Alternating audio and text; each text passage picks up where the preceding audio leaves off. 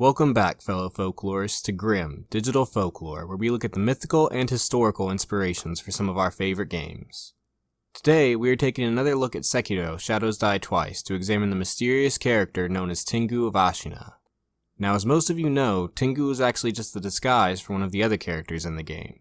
Tengu's real identity isn't very hard to guess either. I mean, his proportions, his voice, and his combat talent all make it pretty obvious that Tengu is actually Kuro in disguise. What? Ishin? Well, that does make more sense actually. Let me just get rid of a few of these theories then. Okay, so Tengu is actually Ishin in disguise. It makes sense he would choose that disguise for himself, especially since Tengu masks are a common sight in Japan, and Tengu are known for their tremendous talent in combat. Could there be other reasons for Ishin's choice of disguise though? To answer that question, we first need to have a better understanding of what Tengu are in the first place. Tengu are a very strange yokai from Japanese mythology. They are interesting in that their origins are attributed to a number of different sources, and yet they are a creature that is entirely unique in Japanese folklore. Their name alone is a great example of this. The name Tengu is written the same as the Chinese beast known as a tiango, and has the same meaning, heavenly dog. Now I may not be a veterinarian, but I feel pretty confident that that's not any kind of dog I've seen. The reason for this is that Tengu are believed to also be based on the Hindu deity Garuda, or perhaps they were influenced instead by a fierce Shinto deity known as Amanozako, who also shared traits with the Tengu. Tengu are even further influenced by native Japanese beliefs such as Shugendo, since Tengu are commonly depicted dressed in a similar manner to Shugendo monks that are known as Yamabushi or Shugenja. As a result of this constant blending of different beliefs into one creature, the Tengu is a creature whose image and temperament has changed greatly over time. Originally believed to be heavily reminiscent of birds of prey, the original bird-like image of the Tengu has softened over time until the image of the Tengu itself was split into two entities. The original bird-like Tengu came to be called the Karasu Tengu, or Ko-Tengu. They have a somewhat human form but still greatly resemble a bird of prey wearing a monk's robes. Meanwhile, the more human image of the Tengu came to be called Dai Tengu, or Great Tengu. These Tengu more closely resemble anthropomorphized birds, only retaining the wings of a bird, while their distinct beaks came to be translated into the Tengu's now iconic long nose. In addition to these traits, Dai Tengu are also known for their red skin, Yamabushi robes, and a number of strange accessories such as their tall wooden sandals known as Tengu Geta, and their giant fans which they can use to create gusts of wind and cause chaos. This tendency for chaos is also a distinct part of a Tengu's temperament. This is because originally, Tengu were seen as enemies of Buddhism. First considered to be the spirits of Buddhist monks who had acted impiously and fallen to Tengudo, the Tengu realm, these ghosts would continually harass and try to lead Buddhist monks astray. Eventually, though, the belief spread that Dai Tengu were actually the spirits of monks who were well versed in Buddhism and quite knowledgeable, while the Ko-Tengu were the spirits of greedy or evil monks.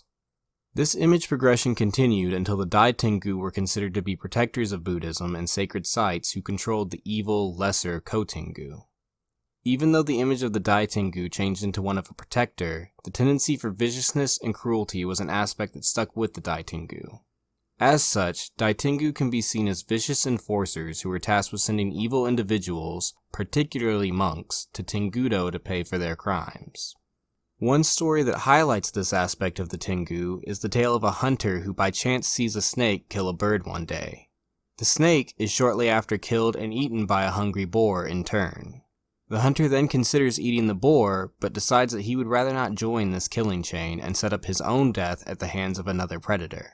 Shortly after, a Tengu arrives and tells the man how lucky he is that he didn't kill the boar, for if he had, the Tengu would have killed him to complete the chain.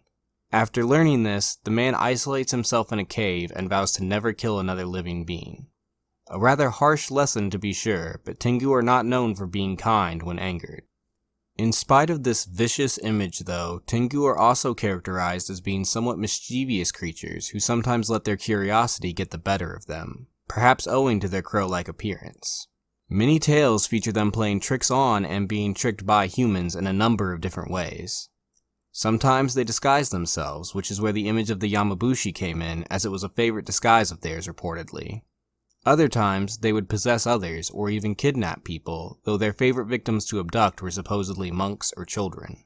One such famous case of Tengu abduction involved a boy named Torakichi, otherwise known as the Tengu Boy. Supposedly taken from his village at a young age, he eventually returned after claiming to have been abducted by a Tengu. He claimed to have spent the time he went missing traveling with and learning from the Tengu. He was supposedly well versed in the same knowledge that a Yamabushi might have, which included knowledge of religious doctrine, medicine, and even combat. Torakichi was also said to have shared the same hatred of Buddhism that was sometimes attributed to Tengu. He would refuse to answer questions asked by Buddhist monks and even became angered at their questions, sometimes even going as far as abusing them. Torakichi's account is important because it mentions some of the most well-known aspects of Tengu behavior: their skill in combat and their willingness to share knowledge with humans. Tengu, Dai Tengu in particular, were said to have been almost undefeatable in combat. As such, there are more than a few tales of people coming to Tengu to learn martial arts and the art of war from them, as well as other subjects such as medicine. The most famous of these tales involves the warrior Minamoto no Yoshitsune, who learned swordsmanship from the king of Tengu, Sojobo, so that he may get revenge for his father's death. Yoshitsune is not the only one who claimed to have learned combat from the Tengu, though. There are some who claim that the original masters of ninjutsu were the Tengu, who taught the ninja arts to humanity. Taking all of these details together, it's no wonder why Isshin would be disguised as a Tengu in Sekiro. In addition to the similar proportions, a Tengu was supposed to be just as skilled in combat as Isshin would be, so his disguise would definitely strike fear into the hearts of the rats he was hunting. Fear was definitely his intent too, since along with the Ministry Ninja, he is hunting monks from Senpou Temple. Monks Isshin saw as impious since they had abandoned everything in pursuit of immortality. Disguising himself as a Tengu before punishing these monks was a way to send a message to Senpou, as well as to add to the credibility that a real Tengu was assisting Ashina, which in addition to making his disguise harder to see through, would also lower the enemy's morale. The final reason for his disguise choice is that Tengu is the one who teaches Sekiro both the Ashina esoteric text and the Mushin esoteric text. Whether he would have intended this from the start is debatable, but since Isshin is the one who sent Emma to Sekiro, it is possible that he intended to assist along the way however he could by teaching Sekiro. In fact, it seems this is not the first time he has used such an approach either, since the Nightjar ninja who serve Isshin also wear Tengu masks and are named after birds of prey, perhaps making them his own personal army of Ko-Tengu. It's not hard to believe that Isshin himself could invoke such imagery of the Tengu either, since the real inspiration for many Tengu tales are likely based around real people as well. The Yamabushi who I mentioned earlier and who the Tengu love to dress like and imitate are most likely the real-life inspiration for many Tengu tales. As practitioners of Shugendo, they would isolate themselves in the mountains dressed in their specific garb. These hermits would have to develop a number of skills, such as knowledge of herbs and religious studies. They would even practice martial arts both as a means of self-improvement and self-defense, even going as far as becoming involved in battles from time to time. This lifestyle would make them quite knowledgeable, but also quite pious as well as antisocial. This would explain their quick temper and hatred of Buddhism at a time when many Buddhist monks were actually seen as quite greedy or violent. These Yamabushi would also help when they could though, sharing their knowledge with those who were interested or traveling with lost children or travelers to help them find their way. With their knowledge of the mountains, they would travel quickly, allowing their traveling companions to feel like they had flown over the countryside in a time when travel was usually quite slow and circuitous. As always, the folktales are a mixture of fact and fiction, of course, but it is easy to see how a human could come to be seen as a Tengu, which makes for an even more believable disguise. That's about everything to cover regarding Tengu of Ashina, but there is one more item in the game that links to the Tengu myth, and there is even a lesser-known interaction that relates to this myth as well. The item in question is of course the Divine Abduction Prosthetic. This fan, made of the leaves of a paper plant, is a well-known Tengu tool that they can use to create chaos by changing the wind and even abducting others. The tool in-game even says that it spirits away individuals, and that one cannot return from being spirited away twice. In-game, this tool is used to spin enemies around and get a quick death blow on many enemies. However, there are certain enemies who disappear immediately when hit with this fan, the monks from Senpou Temple. Almost every monk in Sinpo Temple can be spirited away, with the exception of the glaive monks who are most likely from Misen Temple, the Sinpo assassins who aren't true monks, and the infested monks who are likely to be less than human by now.